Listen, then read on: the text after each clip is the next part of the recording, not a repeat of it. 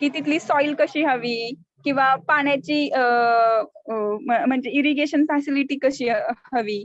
तर तसंच आपण पोमोग्रेनेट बाबत पण सेमच आहे का, कारण जसं ग्रेप हे डेसिडियस क्रॉप आहे, जे आपण पाहतोय FRST च्या कोर्समध्ये, की डेसिडियस म्हणजे काय, जिथे वॉटर स्ट्रेस हाय असेल, हो की नाही.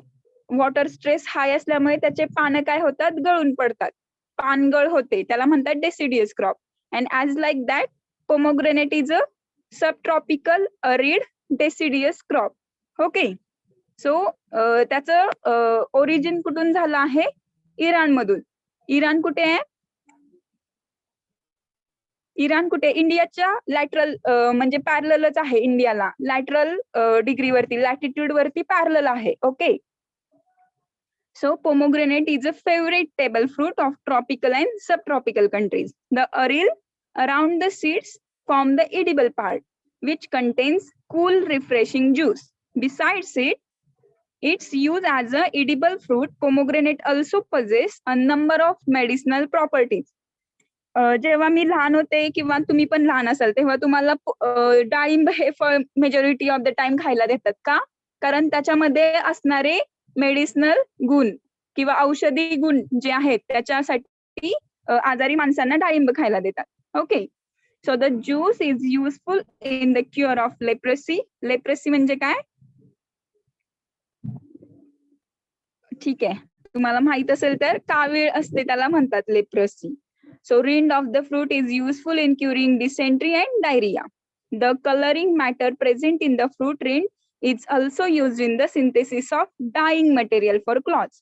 त्याचं जे डार्क रेड कलर असतो त्या फ्रूट मधून, आपल्याला माहितीये जेव्हा चुकून एखादं जर का त्याचा अरील आपल्याकडून असं फुटला तर त्यातून असं रेड कलरचं डार्क पाणी येतं, आणि ते जर का तुमच्या कपड्यांना वगैरे लागलं तर ते त्याचं स्टेन तसाच राहतो, हो की नाही, डार्क रेड कलरचं स्टेन तसंच राहतो. अँड विथ दॅट पर्पज त्याच्यापासून डाय सिंथेसिस केलं जातं. ओके. क्लॉथ साठीच, कपड्यांसाठीच डाय सिंथेसिस केलं जातं. जर का तुम्ही युट्यूबला नॅचरल डायज पाहिले तर त्याच्यामध्ये majority of the fruits and vegetables use केले जातात. जे इको फ्रेंडली डायज आहेत ना, तर जे आपले रॉटिंग व्हायला लागलेले फ्रुट्स आणि व्हेजिटेबल आहेत तर त्यांचाच वापर नॅचरल डाय बनवण्यासाठी केला जातो. आणि दॅट डाय केलेले कपडे जे आहेत ते खूप कॉस्ट देऊन लोक विकत घेतात. जर तुम्ही इको फ्रेंडली इलाइट क्लॉथ पाहिले तर तुम्हाला ते समजेल. युट्यूबला तुम्ही पाहू शकता if you are having interest in that. So pomegranate is native of Iran and cultivated in Spain, Morocco, Egypt, Afghanistan and California. In India, though a number of states cultivate pomegranate, the main state which has the maximum area is Maharashtra. तर महाराष्ट्रामध्ये 78,000 hectare land पोमोग्रेनेटच्या cultivation आहे, की जी भारतामध्ये 66% वाटा देते. भारतामध्ये जिथं जिथं पोमोग्रेनेट कल्टिवेट होतो त्याच्यामध्ये मोर दॅन 50% म्हणजे 66% लँड ही पोमोग्रेनेटची फक्त अख्ख्या महाराष्ट्रातून आहे. आणि महाराष्ट्रातले कुठले जिल्हे पोमोग्रेनेटचं प्रोडक्शन करतात, तर ते सोलापूर, पुणे, नाशिक, अहमदनगर, सांगली, सातारा हे जे डिस्ट्रिक्ट आहेत त्यांच्या त्या डिस्ट्रिक्टमध्ये पोमोग्रेनेटचं क्षेत्र अख्ख्या महाराष्ट्रामध्ये जास्त आहे. Okay. So pomegranate is a rich source of carbohydrate, protein, calcium, phosphorus, iron and vitamin C. So त्याचे climatic soil requirement काय आहे, जसं मी तुम्हाला सांगितलं, it is a deciduous and subtropical crop. So it can be cultivated or adapted to a wide range of climatic conditions. Pomegranate yield the best quality fruit in areas of cool winter and dry hot summer. आपण पाहिलं होतं cool winter आणि dry hot समर. कुठं पाहिलं होतं आपण का, त्या लास्ट लेक्चर मध्ये आपण पाहिलं होतं की कूल विंटर आणि ड्राय हॉट समर कुठे असतात, तर सब ट्रॉपिकल झोन मध्ये असतात. ओके. जसं की मध्य प्रदेश, महाराष्ट्र, राजस्थान, पंजाब हा जो सब ट्रॉपिकल झोन आहे, where we can observe cool winters and dry hot summers. राजस्थानचं जे टेम्परेचर असतं night temperature, it is below than 0 degree Celsius in winter, जर का तुम्हाला ही फॅक्ट माहित असेल तर. बट इन समर मध्ये तिथलं जे डे टेम्परेचर असतं it's more than 40 degree Celsius. Okay. So the criteria is being followed by Rajasthan की कूल विंटर असतात आणि ड्राय हॉट समर असतात. Okay, so it is fairly tolerant to low temperature. Low temperature ला it's fairly tolerant. Of course, with differences among varieties. म्हणजे varieties वरती depend करतं ते. So for proper fruit development and maturity and sweetness, a temperature of 35 to 38 degrees Celsius is needed. Under humid condition, the quality gets affected. At higher elevation and areas of low temperature during winter, the tree behaves as a deciduous one. It is not very specific about its soil requirement. However, in deep loamy or alluvial soil, it gives very good yield. Soil बाबत जास्त म्हणजे त्याला किती requirement हवी, कशी soil हवी, याच्याबद्दल जास्त काही आर्ग्युमेंट्स नाहीयेत. पण याला लूज आणि फ्रायबल सॉइल इज मस्ट. कारण त्याचं जे स्टेम बोरर ही जी पेस्ट येते त्याच्यावरती, तर ती पेस्ट काय करते, ती हार्ड सॉइल मध्ये किंवा ज्याचा हायएस्ट पीएच आहे त्या सॉइल मध्ये ती जास्त काळ राहते. त्यामुळे loose and friable rich in organic matter असणारी soil is important to grow pomegranate. Okay, so त्याचे डिफरंट व्हरायटीज कोणत्या आहेत? So they have given here some varieties of hard seeded varieties and soft seeded varieties. जसं मी तुम्हाला सांगितलं की in case of grapes we have seen seedless varieties and seedless varieties. Again in that black varieties and white varieties. But in case of pomegranate we have hard seeded varieties and soft seeded varieties. Okay. So इथे ज्या दिलेल्या आहेत hard seeded variety जसं की Kandhari, Muscat Red, Alandi, Kabul, ह्या व्हरायटीमध्ये पहिले आहे म्हणजे इनिशियल लेवलवरती जेव्हा breeding program in fruit crop start झाला तेव्हा ह्या व्हरायटी इंट्रोड्यूस केल्या होत्या महाराष्ट्रामध्ये किंवा थ्रू आउट द इंडिया, आणि त्या बेसवरती काही हायब्रिड्स डेव्हलप केले होते. तर ते हे आहेत. पण जेव्हा हळूहळू त्याच्यावरती काम होत गेलं त्याच्यानंतर कुठल्या व्हरायटीज डेव्हलप झाल्या, जसं की Dholka, paper shell, Spanish ruby, Ganesh, Jyoti, Yercaud, कोवन, मृदिला. ओके, आणि आता जी नवीन व्हरायटी डेव्हलप झालीये कोणी केलीये तर राष्ट्रीय डाळिंब अनुसंधान केंद्र सोलापूर, त्यालाच काय म्हणतो national research centre on pomegranate. कुठे आहे ते? सोलापूरमध्ये आहे. सोलापूरमध्ये कुठे आहे ते? केगाव मध्ये आहे. ओके, तर त्यांनी आता एक नवीन म्हणजे सीडेड आणि सीडलेस व्हरायटीच्या किंवा सॉफ्ट सीडेड व्हरायटीच्या वरती जात त्याच्यामध्ये जे असणारे फॉस्फरस किंवा आयर्न किंवा बाकीचे जे आपल्याला प्रोटीन, विटॅमिन सी हे घटक पाहायला मिळाले त्याच्यावरती ओव्हरकम करत त्यांनी एक बायोफोर्टिफाईड व्हरायटी तयार केली. बायोफोर्टिफाईड व्हरायटी म्हणजे काय? ज्याच्यामध्ये आयर्न अँड झिंक असेल. ओके, अशी त्यांनी बायोफोर्टिफाईड व्हरायटी केली. तिचं नाव आहे सोलापूर लाल. म्हणजे seeded varieties and soft seeded व्हरायटीजच्या पुढे जात एक बायोफोर्टिफाईड व्हरायटी डेव्हलप झाली. Okay, you must have to know despite of this all the varieties. Okay, so propagation.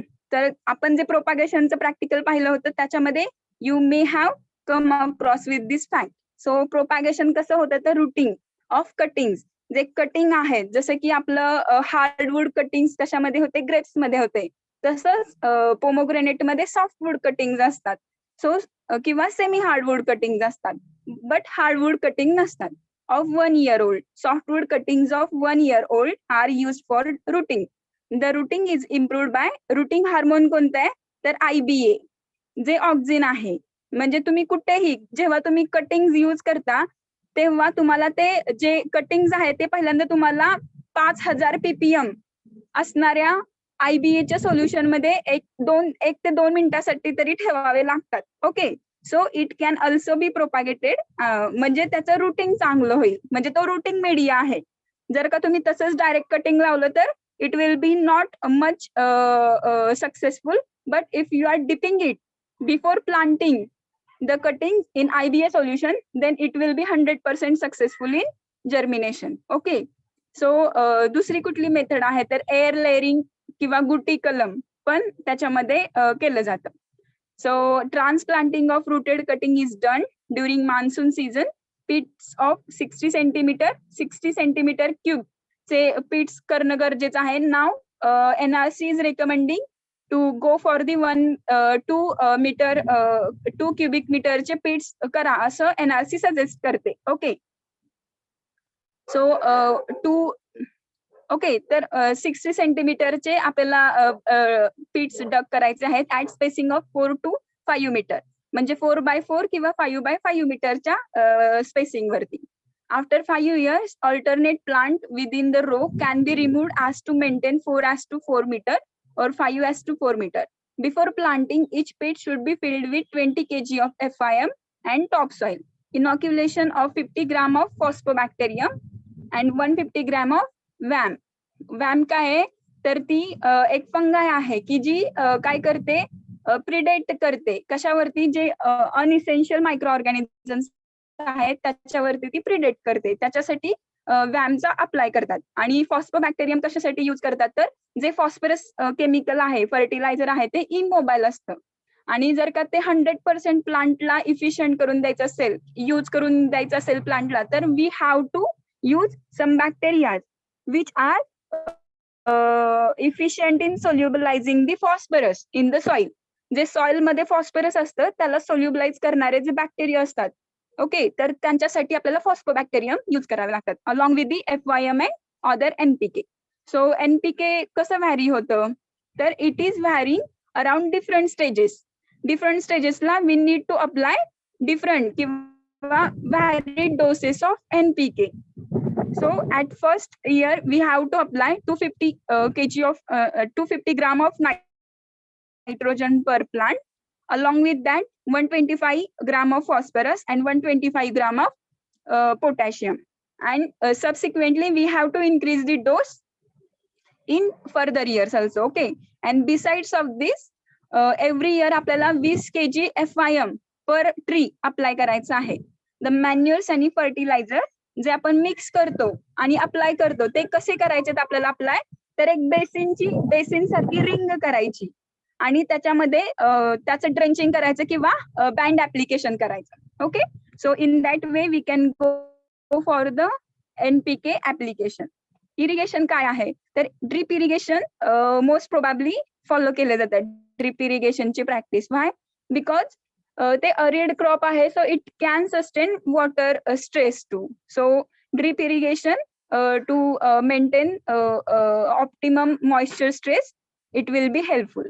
So training आणि प्रुनिंग ह्या 2 गोष्टी सगळ्यात महत्वाच्या आहेत पोमोग्रेनेट बाबत. एव्हरी इयर 2 वेळा त्याच्यामध्ये प्रुनिंग केलं जातं. अँड ट्रेनिंग हे एकदाच करतो आपण. आफ्टर 2 इयर्स नंतर आपण त्याला ट्रेनिंग प्रॅक्टिस फॉलो करतो. ट्रेनिंग कशासाठी केलं जातं, तर generally to train the plant in open centre system किंवा ज्या डिफरंट सिस्टम आहेत ज्या आपण पाहणार आहोत प्रॅक्टिकल मध्ये. मेजरली ओपन सेंटर सिस्टम आणि टू स्टेमची सिस्टम फॉलो केली जाते ट्रेनिंग साठी. टू स्टेमची सिस्टम का फॉलो केली जाते, कारण त्याच्यामध्ये जो सिग्निफिकंट लॉस करणारी पेस्ट आहे, जसं मी तुम्हाला सांगितलं स्टेम बोरर, त्यालाच काय म्हणतात, कोलिओस्टर्ना स्टिनेटर, हे तिचं सायंटिफिक नेम आहे. तर ती जी पेस्ट आहे ती त्याला अफेक्ट करते, त्याच्या स्टेमला खाते आणि त्याची जी पावडर्ड एक्सक्रीट आहे ती बिलो द स्टेम ग्राउंडला स्प्रेड करते. याच्यासाठी आपल्याला 2 स्टेम सिस्टमला फॉलो करावं लागतं. ओके, ती ट्रेनिंग सिस्टम झाली. आणि प्रुनिंग सिस्टम मध्ये काय येतं, तर we need to prune the plant at every time. Pruning मध्ये काय येणार, तर to remove the disease, infected किंवा जे अंडर डॉर्फ ग्रोथ झालेली आहे किंवा जे पेस्ट इन्फेक्टेड प्लांट आहे किंवा जे अनवॉन्टेड लिव्ज आहेत, अनवॉन्टेड शूट्स आहेत, त्यांना जेव्हा आपण रिमूव्ह करतो तेव्हा त्याला काय म्हणायचं, प्रुनिंग म्हणायचं. ओके, सो 2 वेळा प्रुनिंग करतात आणि एकदा ट्रेनिंग करतात. सो त्याच्याबद्दल त्यांनी मी जे तुम्हाला आता थोडक्यात सांगितलं तेच त्याच्यामध्ये डिस्क्राईब केलेलं आहे. सो प्लांट प्रोटेक्शन, जसं की मी तुम्हाला स्टेम बोरर बद्दल सांगत होते, तर त्यांनी याच्यामध्ये स्टेम बोरर दिलेली नाहीये. But the again according to HORTSAP म्हणजे काय, तर horticultural pest surveillance and advisory programme, जो आपल्या गव्हर्नमेंट ऑफ महाराष्ट्र आणि ICARनी, government of Maharashtra in case of Maharashtra only, पण ICARनी विथ डिफरंट स्टेट सोबत हा प्रोग्राम स्टार्ट केलाय. त्याच्यामध्ये काय तर ज्या सिग्निफिकंट इकॉनॉमिक लॉसेस करणाऱ्या ज्या पेस्ट आहेत त्यांचा स्टडी केला जातो. तर त्याच्यामध्ये पोमोग्रेनेट बटरफ्लाय किंवा तिलाच काय म्हणतात फ्रूट बोरर चा समावेश होतो. तर फ्रूट बोरर काय करते, फ्रूट बोरर पहिल्यांदा तर नॉक्टुडी फॅमिलीला बिलॉंग करते. म्हणजे काय करते तर ती नाईटला इन्फेक्शन करते फ्रूटला.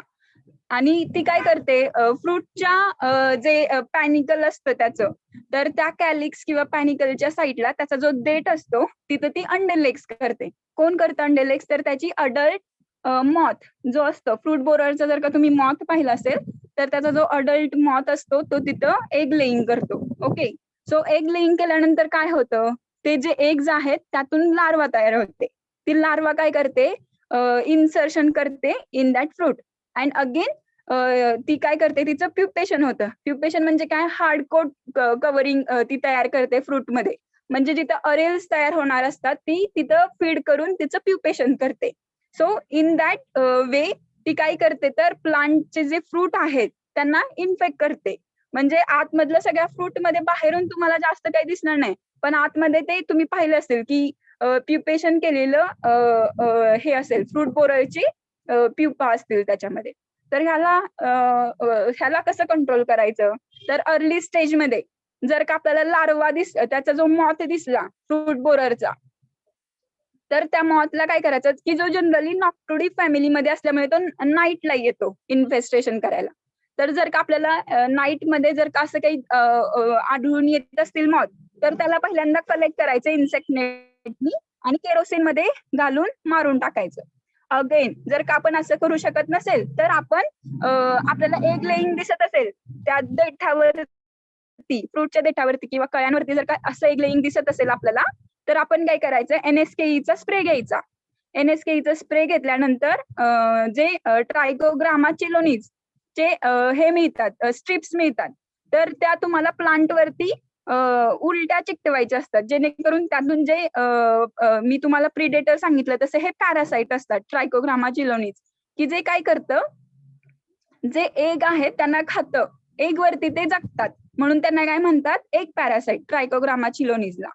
सो आपण त्याचा वापर करू शकतो आणि एंडोसल्फानचा युज करू शकतो. But endosulfan I think it is ban.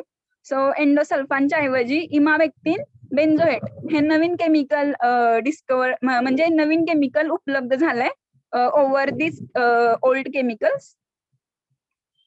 तर आपण ते वापरू शकतो. ओके, आणि तरी पण जर का कंट्रोल होत नसेल आणि सिव्हिअर इन्फेस्टेशन असेल तर we can go for the pruning.